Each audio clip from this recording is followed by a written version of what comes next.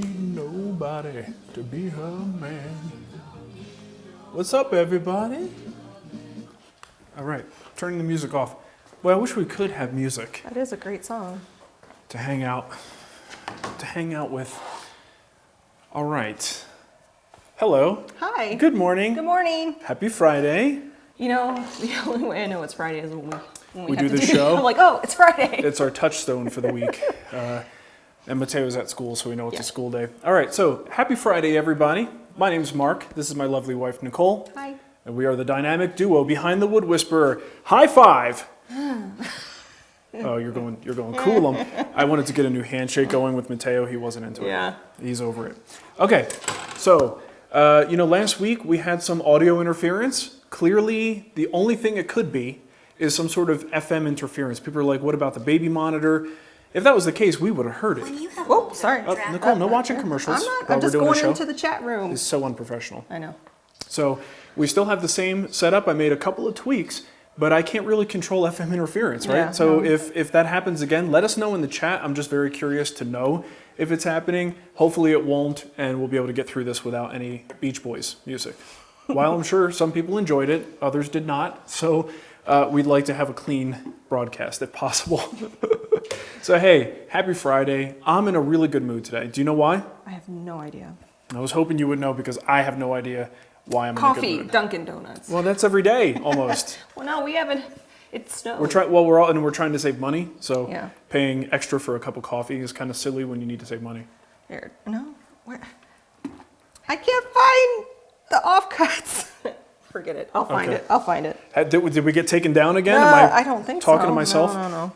So hey, if you are watching this on Facebook, we broadcast both on Facebook and on YouTube, but we only check the YouTube chat during the live session. So if you want to ask questions, that's the place to do it. I do check the Facebook chat later on to answer some questions as my time permits on a Friday. So let's get into the good stuff. Patreon campaign is going really well. Thank you so much, everybody, for helping us out with that. It's at patreon.com/woodwhisperer, and you can find all the details there. I'd like to thank Grayson Dillon, Clint Randall, Matt Bickford, Paul Reidlinger. Oh, we're doing it at the top. Well, just because there's only a few. Oh, okay. Joey Greer, Keegan Morrison, and Chuck Owens. Thank you so much for helping us out. Nicole and I both really appreciate it. We kind of did that Patreon thing as sort of a lark and just to see it's kind of a tip jar. Let's see what happens. Kinda cool.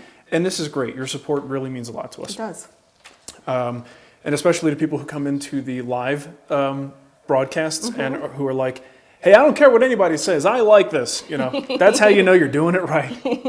Screw what those other people say. I like it. Yeah, I mean, obviously this is not for everybody. Oh. Millie, do not interfere. And I just processed the first round of Patreon rewards. Oh, nice. So you should be getting your collectible coin and sticker pack if you subscribed at that level. Collectibles. Probably in the next week or so. Any feedback on the audio? Everything sound good? They're just upset that the Beach Boys No Beach Boys this week? aren't in the feed. I'd be upset too. Okay. Quick announcements. Denver Meetup is coming up if you're in the area, December 19th at 4:30. Hey, I have information this time. Normally I don't. At the Farmhouse at Breckenridge Brewery. And that's at breckbrew.com. And I also have a Facebook event that I set up on my website. The one that was set up before, no one could get to because it was inside a group. Because you have to be part of the group, and not everybody's woodworkers. And not everybody's a YouTube woodworker. That is very true. Yeah. So. Nor should they be. And I have that event set up at the Wood Whisperer, so anybody can take a look at that. I'll put the link in the show notes for that. Also, we're going to be appearing at the Kansas City Woodworking Show coming up. So if you're in Kansas City, take a break from eating those ribs, wipe the barbecue sauce off your face. Get a handy wipe, clean your hands, and I'll shake your hand. We've gotten a number of invitations to like the Kansas City Woodworkers Association invited us, and I had to decline because we are on such a tight timeline. As always, it's a whirlwind sort of trip. Thankfully, my mom is coming in to watch the kids. We're gonna drive, be there Saturday, and then drive back Sunday. Well, we're gonna be gone for 3 days, and most of that will be in a vehicle. Yeah. So, but we will be there that Saturday at the Powermatic booth. Yes. Had no idea Powermatic was going to be there. Yeah, they're going to be there. That's where we're going to be. And catch me tap dancing on top of a PM 2000. And you might be doing a Q&A session, but we still haven't worked out all those details. Yes. So. But we'll see. We'll let you know. All right, so let's get to some Patreon questions. December 19th. No, January. January What? I keep putting December. It is, the Denver meetup is January 19th. Yeah. And the Kansas City Woodworking Show, we're going to be there on the 21st. Yes. I put December because I'm a moron. I'm not going to disagree. That's fine. You're married to me. You would know. You're not a moron. I love you. I can sometimes be smart, just not often. All right, so let's get into Q&A. I only have one from the Patreon people. They were very quiet this week. I think it was New Year's festivities. We're all hungover. Hungover from their New Year's parties. Ken Weinert wrote in and says, have you found the sloping floor to be an issue? I discovered that I definitely want mats on the floor. Lathe shavings and polished cement are a very slippery combination, especially on a slant. Huh? You look like you were going to say something. Oh, your brother's in the chat room. Ian, if anyone, you guys want to heckle anybody, heckle a guy named Ian in the chat room. Ian Spagnuolo. That's my brother. He says it's December's sort of far away. And he's a giant dork.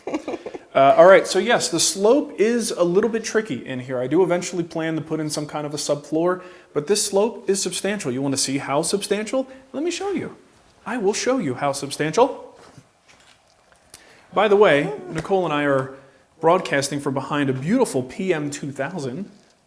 I'm doing my best. Your Vanna White. My Vanna. Or Price is Right. It's more Price is Right. I guess Vanna used to do that when they had the rotating. Now she just pretends to make the digital letters go on, which someone's And controlling there was a day, from the back. If you're old enough, you remember she actually had to flip those letters. Yeah, do you think she's actually doing anything now?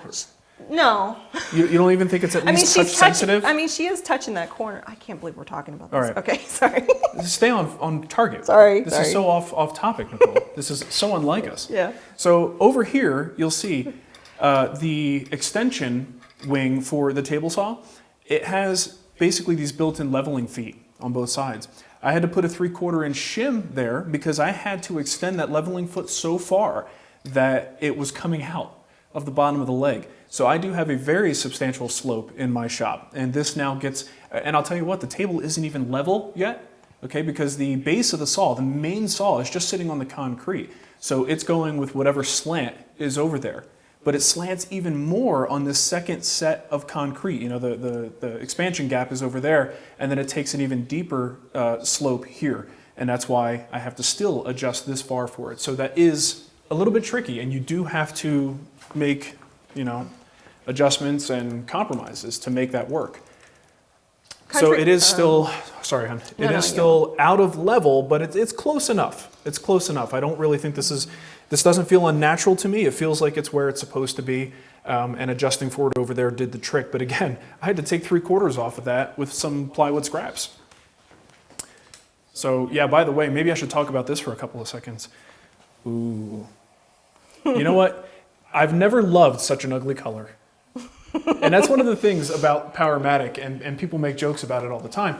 The color is just awful. But I think once you're so well known for something like that, kind of like Carl's Jr. being known for really terrible commercials. Oh, that was horrible. Like disgusting commercials with women, like bikini-clad women. Like that's their thing. It's terrible, but people know them for it, and maybe it sells burgers.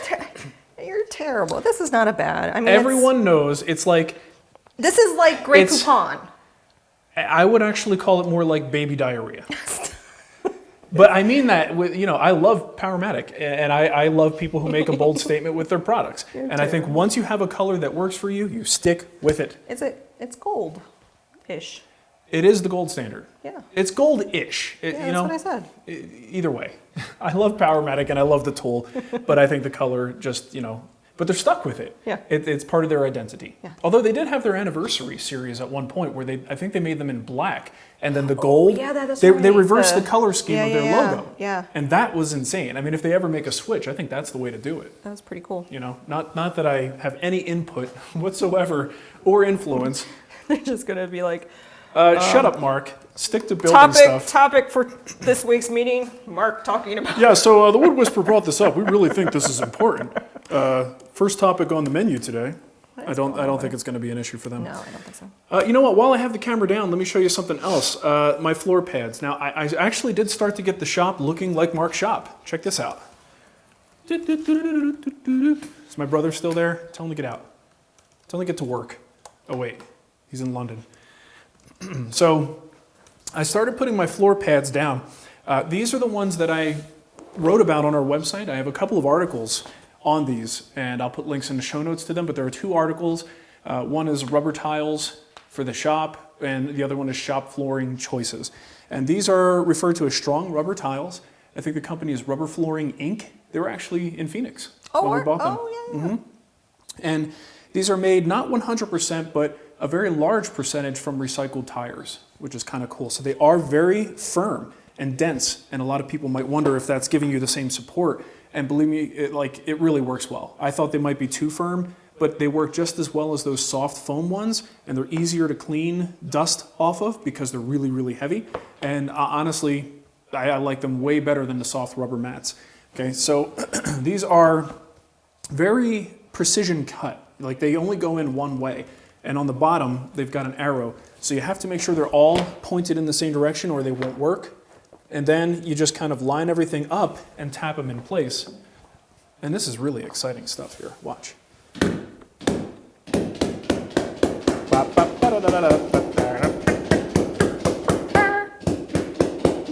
So once it's in place, that sucker is going nowhere. And this thing just kind of, once they're all in place, becomes this monolithic surface that you can even roll tools over. Not super heavy tools or a pallet jack or anything. You got to be careful there. But you know, most of the stuff we roll around the shop, we'll go right over these. Highly recommend them. Now, the reason I bring them up, can you see me? Can you see me down there? Turn my camera around. The reason I brought these up is because I've had a lot of questions recently, a surprising number of questions on like Instagram and Facebook when I posted a couple pictures. Folks saying, what's with the floor pads? Why do you need floor pads? And I guess I take it for granted that everyone knows why. But in case you don't, floor pads are incredibly helpful for any sort of leg pain, back pain, foot fatigue, anything from standing on concrete for long periods of time, right? I used to have lower back. Well, I can very easily throw my lower back out by improper lifting or moving something the wrong way, or sometimes swinging my children around, which has happened. So if I'm on my feet for a long time on concrete, it's just every step sends a shock wave through your heel, into your legs, and into your back. So anyone who's injured their back knows exactly what I'm talking about, that long term, you could aggravate those issues. So being on something soft like this really helps your ability to stay on your feet in the shop. And at the end of the day, you find you feel a lot less tired. It's really a question of fatigue. And some people can't work without this stuff. They need this because they've had a back injury. So you don't necessarily need to go this route. You could buy the multi-packs at like Costco, Sam's Club, Walmart. You could buy multi-packs, and sometimes they're multicolored because you could use them for a kid's play area. But those are the softer foam ones. They work well, they're okay, but they're very light duty, they're easy to chew up, and you'll suck them right up with your shop vac, right? These are much more heavy duty. Of course, they're more expensive, but they're a lot heavier, made from recycled tires, and I think they work great. Where did you buy these? Rubber Flooring Inc., and I've got in my show notes, I'll put links to both of the articles I wrote on those. And we have it on the website too. That's right? what I just said. Oh, never mind. I'm not That's listening. what I said, Nicole. I'm done multitasking. Okay, you like this setup over here? I wish you guys could see the way this camera is rigged up. I've got to come up with a better solution. Oh my gosh, you're using your... It looks like it's going to fall apart, quick doesn't clamps. it? I've got a quick clamp. I've got electrical tape. It's classy, Yeah. 100%. Hey, so get it done. let's get some more questions going. All right, I've been collecting them as you've been talking. So first one up from Eric K. You may have addressed this, but why are you moving to the offcuts channel? I thought this was going to be another Colorado question. Like, send them the link. Does something happen at a certain level of subscribership that made you switch? No. Not at all. The idea was, you know, the audience is vocal, especially on YouTube. So if you go to the Wood Whisperer website, you don't see channels, right? You see the Wood Whisperer. So if you're going from that perspective, it doesn't matter what channel I posted on. That's only an organizational thing on YouTube, only concerned with YouTube. All the content still goes on our website. On YouTube, there's a situation that occurs where you're sort of, I don't want to describe this in a negative fashion, but you're sort of the victim of your own creation. As you create a channel, your channel develops a personality, and that personality sets expectations with your viewers. And if you deviate from those expectations and you try something different, you generally will get nailed to the wall. Now, some people will do that, and in spite of the feedback, continue to push forward and become even more successful because they knew that that was the right thing to do. In our case, I felt that these live sessions were not very good for the free channel. I think the free channel, the main channel. Pardon me. I'm so used to dividing the guild and the free stuff. Yeah. The primary channel for the Wood Whisperer is more about projects, techniques, get to the point, make a stupid joke, and build a project, right? And these live sessions are so much more about conversation. It's about family. It's about talking. And the tolerance for talking on the regular channel is not very high. So I thought it was just easier for me. Honestly, this was not a business move. This was I don't want to read crappy comments move, to be 100% honest. By starting this new channel, only the people who are really, really interested in this and don't mind hearing Nicole and I discuss things, don't mind hearing me talk about, ad nauseum details of the shop update. That's the kind of stuff that I'm putting on the Offcuts channel to further segment my audience to say, look, if you really like this stuff, here's where you're going to find it. But if all you want is project videos, techniques, and for me to get to the point, that's what the Wood Whisperer channel is for. So it can be a little bit troublesome, though, because it makes the main channel look like it's not getting as much attention because we're working on the offcuts right now. Well, we're getting a video ready for that channel. But look at it this way. If I didn't have the offcuts channel and I just figured maybe this content wasn't good enough for the regular channel, then there would be nothing at all. At least this other channel exists. And again, if you go to the Wood Whisperer website, it's all part of what we do. All of the videos show up there. So that's the reason why. Kind of a long-winded answer, but hey, it's the Offcuts channel. I'm allowed to give long-winded answers. That's why I made it. If you don't like it, I'm sorry.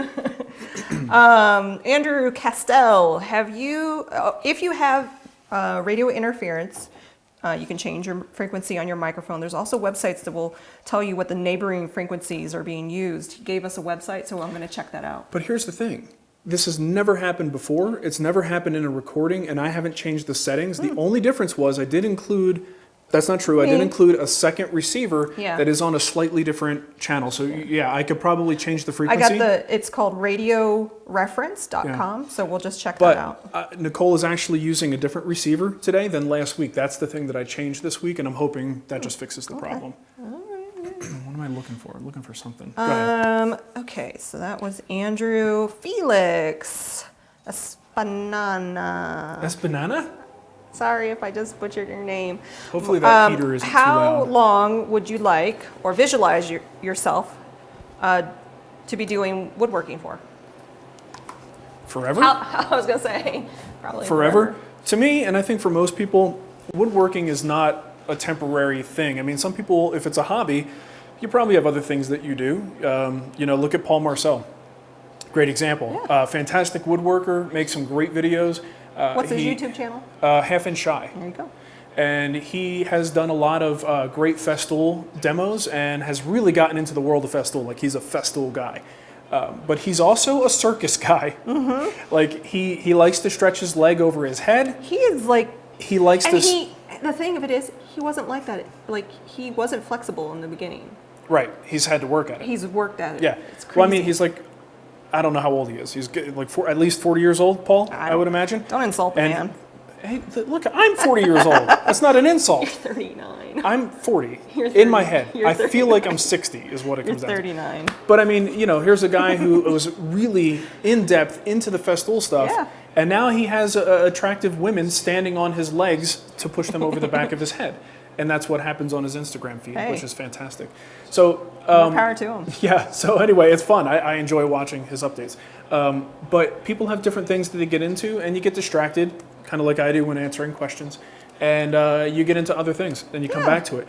But I think woodworking, if you really get it, if you really get the craft and you understand it, it's something you can't let go of.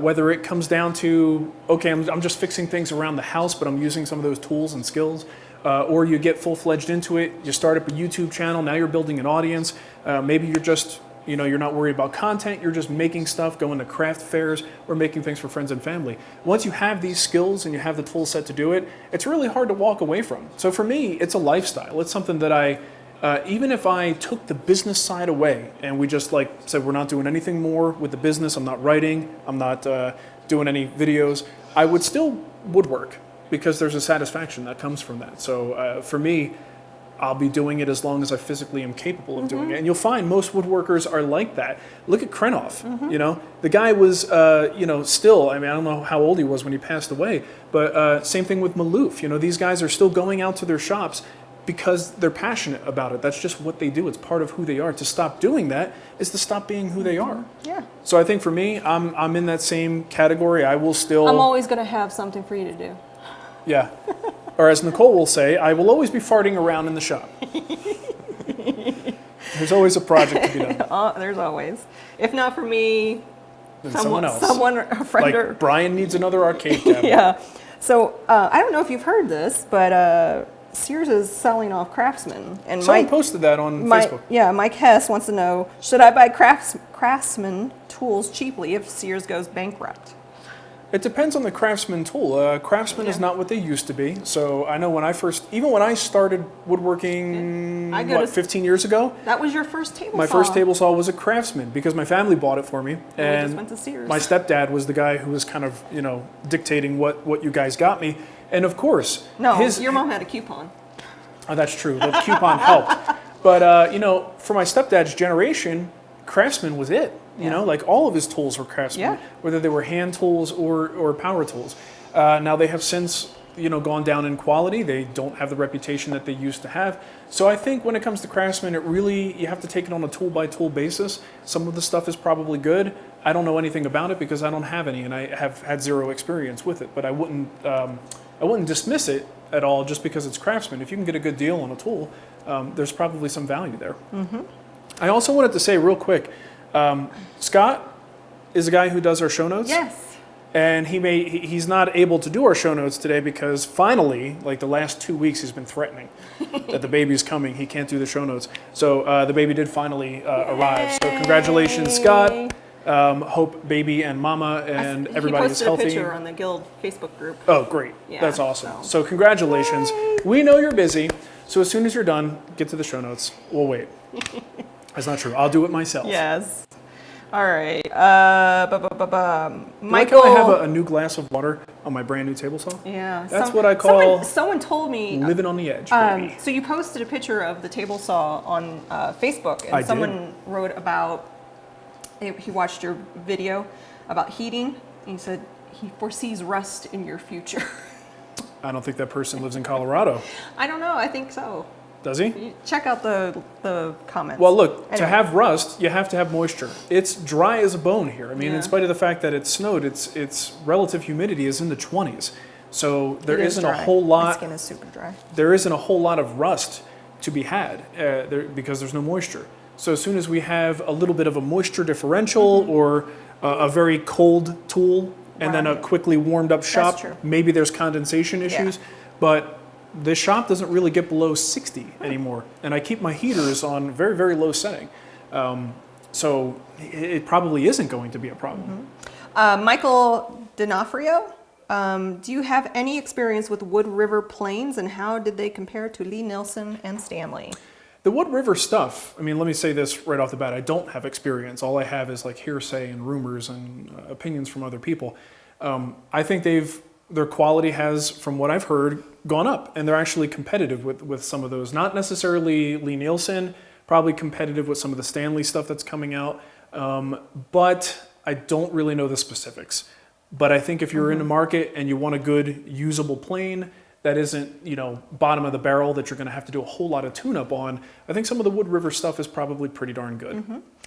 Taylor's Wood wants to know I'm about to pull the trigger on buying the Split Top Roubo project in the Guild. Do it! Can I build in phases, i.e. the top first and then set it on some sawhorses until I have the money for the lumber for the base? Yes, absolutely. Your top is kind of independent of the base. You can kind of build them separately and break it off into, you know, segments of the project. Because you don't have a workbench. When you build your first workbench, that's how I approached it in the videos. I actually, if I'm not mistaken, built the top first, and I built those on sawhorses, and then built the base and was able to then connect the top to the base. So yeah, I think you definitely want to make sure you complete the thought. You know, like don't start the top and leave it in some partial state. I do recommend trying to get to that point where it's milled, everything is nice and flat and it's stable, but you should have no problem, kind of breaking it down into sections. Okay. Brad Kelly wants to know, Mark, my dad just recently gave me a table saw to start woodworking due to watching your videos. Nice. But it's kind of rusty on top. What's the best way to sand it down and prevent future rust issues? And a similar question from Beanbag09 is how to recondition a table saw top. Okay, So connect it, right? Yeah, and these are things, by the way, we've done a lot of videos over the years. So I don't mind answering questions in a live format, but a lot of times I could just refer you to a video that I've done in the past. Just go to our website, look up rust or rust prevention in the search for that. You're going to find some videos that I've done on this very thing. I'm going to do that right now. I think it's the bandsaw tune-up video where I showed how to clean up rust and prevent rust. But basically, here's what I usually do. You'll find these in the videos and articles. Bandsaw setup and rust prevention. There you go. Boom. And I think I even have an article that I did where I had a rust spot on my table saw that I had to rehab and fix. So I tend to use WD-40. This is the rehabbing process. I mean, if it's really bad, there's other more caustic products that you might want to use that will help convert the rust or get the rust, remove it. If you just have some light surfaced rust, all you really need to do is abrade it with a lubricant. So I use WD-40, and I don't have one here, but I usually use those Festool Platine abrasive pads, like 1,000 grit or even a 2,000 grit, just depending on how bad it is.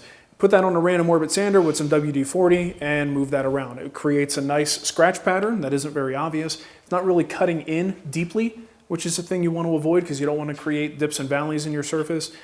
Clean off all the rust and then wipe off the WD-40.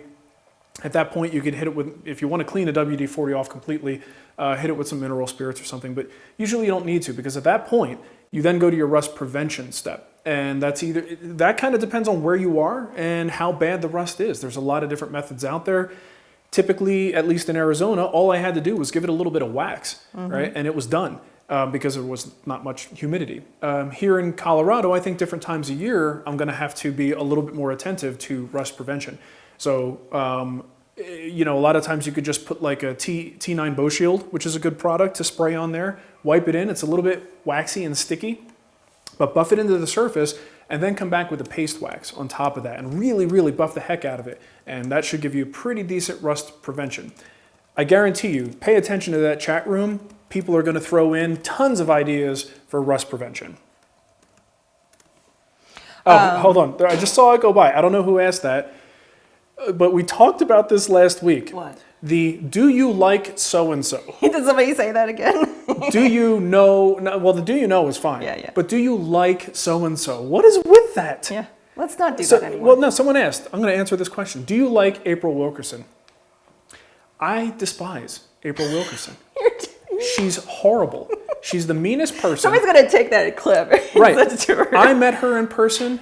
She was so mean to me. You know what she did? What? She stepped on my toe. She stepped on my toe, and then I was like, "What are you doing?" And then she went boop in my nose, like Three Stooges style. It was awful. Yeah. Whoop. Of course I like April Wilkerson. She's the sweetest person in the world. We interviewed her for actually one of the offcuts video from WIA. That's right. She's incredibly nice. What's not to like about April Wilkerson? And she's like building her own stuff and taking charge and doing her thing. She's kicking butts and taking names. Yeah. She's great. But again, what's with the do you like? I like everybody. And if I don't like them, guess what? I'm not going to tell you about it because that's unprofessional and stupid. And it's rude. There's enough negativity in the world. You don't need to. Let's not be negative. Don't put that stuff out there. All right. Don't put that stuff out there. Don't. Peter. Shaluki? In the poker chip tray video, you used Shulky, I guess. You used a spray on the forstner bit. What was that? Oh, I have some right here. It's probably something like this. This is Bostik blade coat. It's a blade and bit lubricant. It goes on wet and immediately dries. So it's kind of like a dry lubricant spray. And this is great for your blades and bits, gets them all lubed up and helps them, sort of prevents buildup and lengthens the usable life of the bits. Mr. King keeps asking me, how do I join the guild? I've been trying all week. I posted the link in the show note or in the chat. I want to know what he's been doing to try. Yeah, because it's actually pretty easy. If you've been trying all week, you might have been trying the wrong thing. Yeah, because you got to buy a project. The guild membership is based around buying the projects. If you buy a single project in the guild, you become a member. Yep. That's all there is to it. Yeah, that's all it is. So go to the woodwhispererguild.com, find a project you like or a bundle of projects you like, and as soon as you make that purchase, you're in. You're in the guild. Yep. And you can request to be in the Facebook group. Mm-hmm. What else? Who else do I hate? Let me add some more people. Let me talk about Cremona because people know how much I hate that guy. Stop. Alex, what's with these names? I'm sorry. Well, Just I say could say Alex. Alex T. Tajin. You know what? I'm not one to talk because Spagnolo is a very complicated name too. And we're both very bad at this. Yes. Would you ever consider upgrading to a 12-inch jointer? Oh, baby. 12-inch? How big is it? 8? 8. Jointers are fantastic, and the bigger they get, it just seems like the better they are because you could do wider boards. It really is a convenience thing. I think 8 for most people, if you're serious about building furniture, I think 8 is a sweet spot where if you go much beyond that, the price starts to really hike up. You can go for a 6, but I think the way lumber is sawn most times, you wind up cutting a lot of material down to fit it on that 6-inch. 8-inch means most of the stuff you buy is going to fit on there. If you do a lot of slab work, if you're a Cremona type, you really need that wider jointer to preserve the width of these beautiful boards that you've sawn up. So for me, the 8-inch is satisfactory. I don't necessarily think I'll be stepping up anytime soon. If I were only building furniture for myself and for clients, I would probably have already purchased one. Mm-hmm. But in spite of what people think, I do actually... That heater's on. That's fine. I know, my nose is cold. I do actually try to hold back on some of my tool purchases to make sure I don't go too far beyond what the people have who are watching my show, right? So I do think even amongst serious woodworkers, very few have a 12-inch or larger jointer. Most of them have 6 to 8-inch jointers. And I like staying in that range because I feel it makes the things we do a little more accessible. As soon as you start seeing me do the aircraft carrier move, you go, well, how the heck am I supposed to do that, right? And if you look at me do something with a really expensive table saw, let's say, or something else, there are other analogs of that you can do and get the same thing done. I just have a slightly more expensive or higher quality version of that tool. When it comes to jointing a 12-inch surface with a couple passes on a jointer, it's kind of hard to replicate without that tool. Dang, Brian Prussia has a 16-inch. Brian, always showing off. What a turd. Uh-oh. Up, baby time. I got a little time left. Spyrus21 wants to know, I'm making a sideboard that will be used as an entertainment center. It's made of walnut and looking for finish ideas to keep natural dark walnut. Look for long term with some I don't know what he said with some hitting it. That sounds like some sexual slang, if you ask me. Right, what are you doing here with your furniture, man? Okay, the thing is, a lot of people have different ideas for what walnut or what a natural look is, right? So if you want a really natural look with a little bit of protection, then you're going to look at something like an oil. Like a tried and true oil. Danish oil, I think, is a better option because it's got a little bit of varnish in there. My vote would be for a Danish oil. 2 to 3 coats, give it a wipe down when it's all said and done to knock down any gloss, and that's going to give you a little bit of protection, but also still that close to the wood, natural-ish look, and you'll have a little bit of protection from spills and things like that. Kung Fu Snowman. Oh, there it is. Kung Fu Snowman. This will have to be the last question, by the way. Did the timer go off? Oh, I got 20 seconds. We'll do 2 more questions. Okay. Any advice? Because I think that's. And Ava's crying. Any advice on fixing a loose, sloppy mortise and a tenon joint other than plugging or redoing them entirely? Currently trying my first proper joinery project, and they aren't as tight as I like. Yeah, I would suggest leaving the mortise alone and working on that tenon because you could actually glue on another scrap piece of wood. If you can get it really thin, great. If not, there's that timer. If not, put a big piece on there. try to keep your tenon set up the same until you're done, right? Because if you mess up, you can glue more material onto the cheek and then you could recut them and you get a whole do-over. Because really, the key to that joint fitting well is the thickness of the tenon. So you could fit it and you can actually recut it, and possibly if you have to, let's say it was like offset, you can actually recut and, trying to explain this in a way that makes sense, but cut a little more on one end than you do on the other, and that'll help you offset it in a different direction. But if it's still perfectly centered, just put more material on each cheek, recut them, and it'll now be thicker. If you have veneer, that's another good thing. If you have some commercial veneer, those are great to glue on, and sometimes you could just glue that on, and that tightens it up enough. Yeah. All right, so this is your last question. They're from two people along the same line, so I'm going to read both of them, and I'm going to head out. So the first one is from Ed Buford. Buford. Is there a time as a woodworker where you had some kind of breakthrough that made you the woodworker you are today? And then Andrew Lynch said, we are constantly learning. What was your latest aha moment? So they're kind of long. Kind of similar. Similar. I'll try to. Yeah. So I figured this will give you enough to just talk. Okay. So bye, everybody. Bye, Nicole. Don't walk away without taking that off. Oh, I was going to take it off. How do I turn it off, though? Just leave it on, just in case I don't know what it'll do to the feed. Let's not mess around with that, shall we? Okay. Have a great weekend. All right. Tell Ava I said hi. Yeah, she's chill. Okay. Well, you could stay if you want. Okay, so Ed, is there a time where I had a breakthrough that made me the woodworker I am today? There's probably lots of little breakthroughs that I've had. I would have to say one of the most pivotal was working with David Marks. So it was very early in my career. I wasn't necessarily doing anything content related other than maybe contributing to a forum here and there. And I went to work with David, had some great conversations with him. But being around someone who is an incredible creative spirit and someone who has made a living doing this thing I really enjoy was pivotal for me, just because it showed me what can be done if you really apply yourself. And it showed me what true dedication to a craft is, and I kind of had my ideas of how much I love this, but when I saw David, I saw what it really means to sort of, this sounds a little corny, but to kind of unconditionally love what you do. That was incredibly inspiring to me. So that's kind of what I tried to aspire to when I got back from that trip. And something that I, to this day still bring with me as I push forward with things that we do with the Wood Whisperer.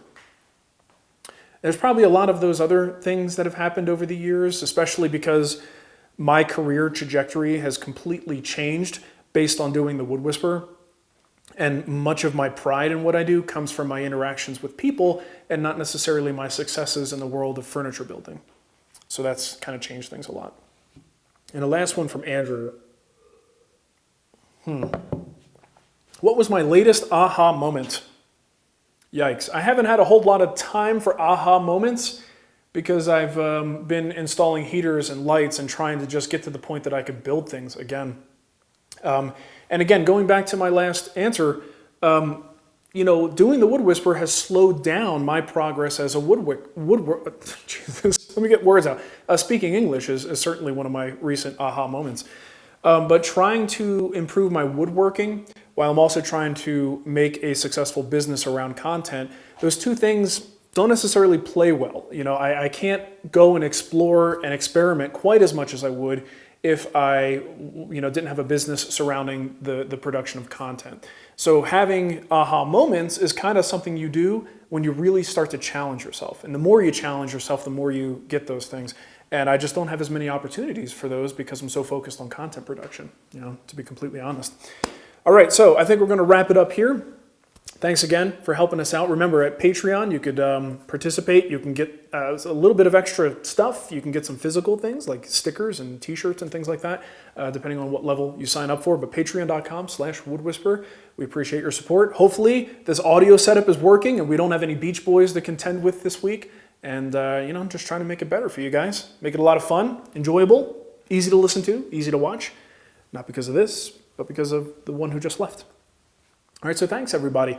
Have a wonderful weekend. And by the way, the arcade cabinet video is done. We're just kind of waiting for the sign-off and approval from DeWalt. As soon as we get that video is up, and everybody should be able to watch it. Hopefully you'll enjoy it. Okay, that's it for us. Have a great weekend. Bye.